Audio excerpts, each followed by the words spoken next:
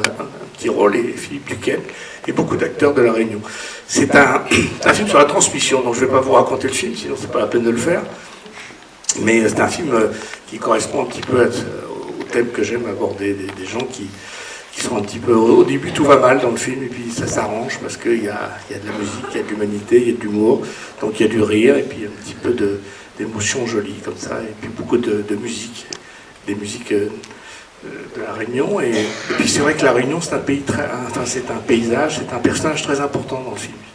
Si vous ne le connaissez pas, vous allez le découvrir. C'est pas non plus un film de syndicat d'initiative, mais on a profité quand même des belles choses. D'ailleurs, j'étais présenté le film la semaine dernière, j'étais obligé d'y aller. Il faisait 30 degrés, c'était quand même pas non plus... Enfin, mais c'est difficile, mais j'assume. Donc j'espère qu'il y aura un petit peu de soleil qui reviendra là. D'ailleurs, je disais tout à l'heure, j'étais payé par le ministère de l'énergie, et plus les salles seront pleines, moins on chauffera. Et donc c'est très très bien. Donc, tenez-vous chaud, et puis accrochez vos ceintures, et puis partez à 10 000 km de là, dans une histoire que j'ai adoptée, que j'ai mis Il était une fois. Donc c'est comme une sorte de conte de fées, parce que je trouve que le cinéma, c'est souvent la vie en mieux, parce qu'au cinéma, il y a toujours des happy end, dans la vie, un peu moins. Donc voilà. Si vous voulez, je ne pense pas qu'on écrira un film, parce qu'on n'a pas le temps, on est tous, et puis on a fait beaucoup de choses. Mais peut-être que si quelqu'un nous propose un scénario où il y a des rôles marrants pour nous tous, et que on trouve le temps, peut-être qu'on le fera, mais c'est vrai que écrire ensemble, on n'arrive plus, parce qu'on n'a plus le temps de ça, quoi. Et puis il faudrait quand même se dépêcher avant de faire les bronzés à l'EHPAD. Donc je ne sais pas bien. Vous savez, j'ai des camarades qui sont très âgés. Pauvre Thierry.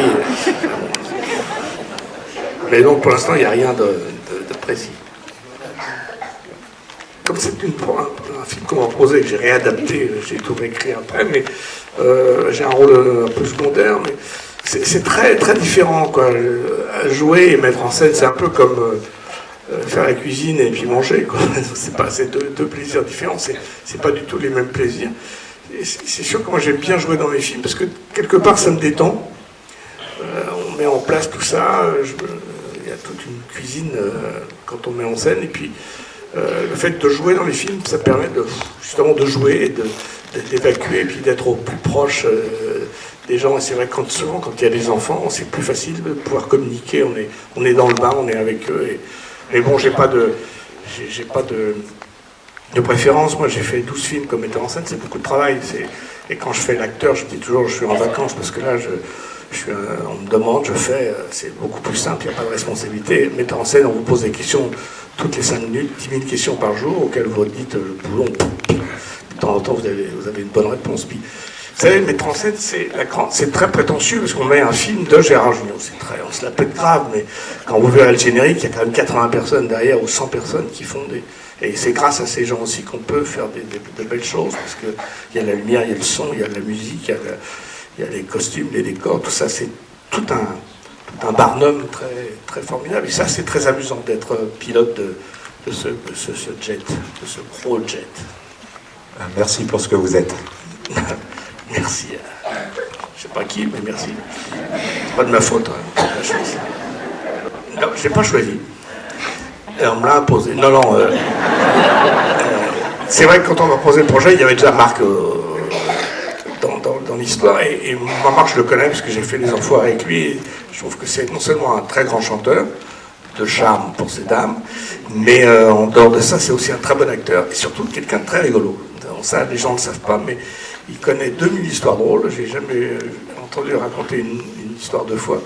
Et c'est un type très sympathique, un peu perché parfois, mais vraiment épatant, et qui correspondait au rôle. Et c'était difficile pour lui parce qu'il joue un personnage, il joue un chanteur. Un chanteur un peu abandonné, un peu à la ramasse, qui a fait un tube dans sa vie, ce qui n'est pas le cas de Marc, heureusement pour lui. Et il a accepté justement de jouer, d'être au début assez désagréable, assez bad, enfin, vraiment au fond du trou, pour remonter grâce au coaching qu'il va faire avec ce petit enfant. Pour la petite histoire, il n'avait jamais été coach quand on l'a choisi pour le film. Il l'a été par la suite. C'est assez drôle d'ailleurs. Et dans le film, il s'agit ce petit garçon qui veut faire une émission qui s'appelle Star Kid, parce que ça n'a rien à voir avec The Voice. Enfin, un peu quand même. Mais comme TF1 n'était pas dans l'affaire, on n'a pas pu prendre Voice. Et c'est mieux d'ailleurs, parce que c'est beaucoup plus intéressant d'être dans une fiction. Voilà. Donc je l'ai choisi et j'ai bien fait de le choisir. Il y a eu une grève, il y a eu la grève des intermittents, il y a eu des tas de problèmes sur le film, il y a eu un décor qui a brûlé, on a des acteurs, un acteur qui n'a pas réussi à jouer, un peu âgé, qu'on a été obligé de changer, ça a été atroce, et puis il y a eu cette merveille du film qui a fait que tout ça s'est transformé. C'était le premier film de Christophe Baratier, avec qui je viens de tourner d'ailleurs à Nantes, un film, il y a Kev Adams, qui sortira en novembre. Mais, donc c'est un très beau souvenir, mais c'est vrai que les choristes, c'est un petit film, comme ça on s'est dit, tiens, c'est un film avec le charme de la musique, comme celui-ci. J'espère que celui-ci, c'est un petit choriste créole, j'espère qu'il fera le 10e du succès, ça sera déjà bien. Et on n'a pas vu venir ce truc, et les gens ont commencé à vraiment adopter ce film, puis on s'est retrouvés aux Oscars, donc c'est un truc de dingue. Ce film m'a permis d'aller aux toilettes en même temps que Clint Eastwood. C'est impressionnant. Il est très grand. J'ai pris l'ascenseur avec Morgan Freeman, qui est très grand. J'ai croisé Pacino, qui est très petit. Il y avait Nathalie Portman, qui est très petit. Et puis d'autres actrices très grandes, donc c'était assez rigolo. Et on a fait le tour du monde avec ce film. C'était vraiment quelque chose de génial. Et surtout, ce que je trouve génial, c'est qu'il y a des petites filles comme toi la deuxième génération qui redécouvre le film. Ça veut dire qu'il n'a pas vieilli et qu'il y a toujours cette émotion et cette beauté dans le sujet et dans la musique. Ça, c'était vraiment quelque chose de très important. Et heureusement que je l'ai fait après 50 ans, sinon j'aurais pris un melon énorme. Ça m'a pas trop prise. Mais c'était vraiment un souvenir magnifique.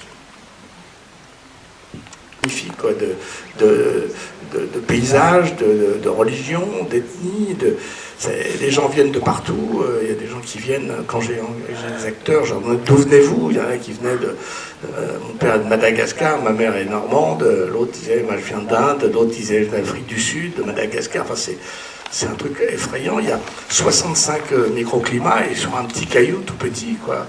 Vous commencez, c'est les Caraïbes, avec des très beaux poissons dans le lagon. Il ne faut pas aller dans la Grande Mer, hein, parce qu'il y a encore un peu des requins. Mais après, vous montez, vous êtes en Normandie, avec des vaches. Après, il y a le plateau des Morts, comme dans le sud de la France. Après, il y a la forêt primaire. Et puis, vous finissez par la Lune, avec le volcan qui crache encore sa lave. Enfin, c'est un pays très, très formidable. Et les gens sont épatants. Donc moi, c'est vrai que j'ai découvert cet endroit. J'y avais joué au théâtre. Et puis on jouait aussi à Maurice. Alors c'est vrai que Maurice, c'est plus touristique. C'est-à-dire qu'il y a il y a des beaux hôtels, il y a des plages artificielles mais très jolies avec du sable, et qu'il y a moins à La Réunion, mais il y a quand même beaucoup plus de poissons à La Réunion. Et surtout, il y a ce mélange que j'aime. À Maurice, il y a la plage pour les Mauriciens et la plage pour les touristes. Là, tout se mélange. Et c'est vraiment quelque chose que je trouve formidable, ce vivre ensemble qui a fonctionné avec aussi cette force des ancêtres. C'est-à-dire que là, dans le film, la grand-mère dit aux petits, tu es parce que nous sommes. Et ça, c'est quelque chose de très important pour eux, cette espèce de dire, voilà, il faut regarder dans le rétroviseur si on veut avancer droit. Et pour la petite histoire, au Bouquin-Calotte, si vous étiez là, c'était l'année. À l'époque, c'était l'époque des baleines. Donc on déjeunait parfois sur la terrasse de l'hôtel pendant la pause et on voyait au loin les baleines avec les baleineaux. Et ça, c'était quand même assez dingue. C'était assez dingue. Voilà, c'est vrai que j'y suis retourné par obligation pour travailler et du coup aussi pour mon plaisir. D'ailleurs, j'ai demandé la nationalité réunionnaise. Et on m'a dit, ben non, c'est la France. Ah bah oui, bien sûr. J'ai même été à Madagascar il y a 15 jours. Ça, c'est autre chose. C'est plus difficile, c'est plus dur. C'est un pays riche, mais qui va pas très bien. Et l'avantage de la Réunion, c'est qu'il y a la carte vitale. À mon âge, c'est important. Oui, bonjour. Tissoane et Réunion. Et puis qu'il y avait une manière il y avait des paysages, il y avait un truc dans lequel moi, en tant que Français, je pouvais plus me retrouver. Et puis Je ne connaissais pas très bien ce pays, mais comme je viens de le dire, je l'ai découvert et je l'ai découvert des tas de choses formidables. Et il y a beaucoup de choses à faire, quoi. D'ailleurs, c'était un peu compliqué le lundi, après le week-end. Tout le monde racontait ce qu'ils avaient fait. Moi, j'ai été ça, j'ai fait des cocktails, j'ai fait du parapente, moi j'étais pêché, moi j'ai fait. On perdait 2 heures. Donc, mais c'était quand même assez épatant. J'étais même été dans un truc insensé, si vous y allez un jour. Ça s'appelle les tunnels de lave. C'est quand la lave coule, vous connaissez? Oui, il y a des espèces de... Ça fabrique des tunnels dans les coulées comme ça, et on part là-dedans, et on peut faire l'expérience du noir absolu. C'est un peu flippant pour ceux qui sont claustro, mais c'est quelque chose que j'avais jamais vécu de ma vie. Comme cette église qui a été un peu épargnée par la lave, Notre-Dame-des-Laves, qui est un truc... non, c'est assez fou, quoi. C'est petit, mais c'est plein de richesses, quoi. Merci beaucoup. De Laetitia Colombani au Théâtre Édouard VII, avec mon fils, qui jouera mon fils, que j'ai attendu qu'il ait une vraie légitimité. C'est une très belle pièce qu'on avait fait en captation, et là qu'on va rejouer pour 4 mois. Et ensuite, j'ai peut-être ce film, puis sinon on va faire la suite de Pourri gâté, qui est un film que j'ai beaucoup aimé, qui a eu beaucoup de succès grâce aux plateformes d'ailleurs. Et ça, ce sera pour l'automne prochain. En fait, le projet, c'est de continuer. Et d'essayer de faire des films encore comme Clint Eastwood à 95 ans. Demain. Merci à vous. Je comprends bien, mais je sais pas. Non, pour l'instant, il n'y a pas de... J'ai pas de projet avec lui. D'abord parce que c'est toujours un peu suspect, le fils de, fille de, les gens disent ouais, il est là par piston et c'est pas un service à lui rendre, et surtout qu'il fait beaucoup de choses par lui-même, il fait beaucoup de théâtre, il s'occupe de 3 ou 4 théâtres et qui dirige avec beaucoup de talent. Donc là, on va faire cette pièce, puis après, on va faire un film, peut-être s'il y a quelque chose, s'il y a un rôle, mais pour l'instant, il n'y a pas de ça dans mon projet. Oui, enfin, vous disiez oui, c'est le fils d'eux, mais votre fils, il a prouvé quand même qu'il pouvait y arriver tout seul. Absolument, c'est pour ça que j'ai beaucoup de fierté d'être son père. D'ailleurs, je suis souvent pris pour le père d'Arthur.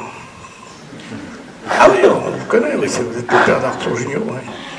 Oui, parce qu'il a fait beaucoup de théâtre. Il ne fait pas assez de cinéma et de télé, mais parce qu'il n'a pas toujours le temps.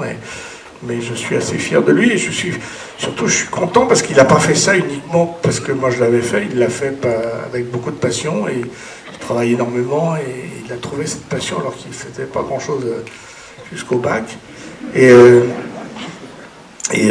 donc ça me plaît. Et lui aussi, pour répondre à la question, il a créé autour de lui des potes, il a une vraie équipe, ils sont beaucoup comme ça à travailler ensemble, et ils ont pu faire plein de choses ensemble. Et oui, je suis content parce qu'en plus, moi j'ai un ami qui me disait mon fils il n'a pas voulu faire ce métier, un ami acteur, parce qu'il m'a vu trop malheureux, trop dur, trop angoissé. Donc le fait que mon fils ait choisi ce métier, c'est peut-être qu'il m'a vu un peu heureux et épanoui de le faire. Donc c'est toujours un peu des choses qu'on prend en récompense, quoi.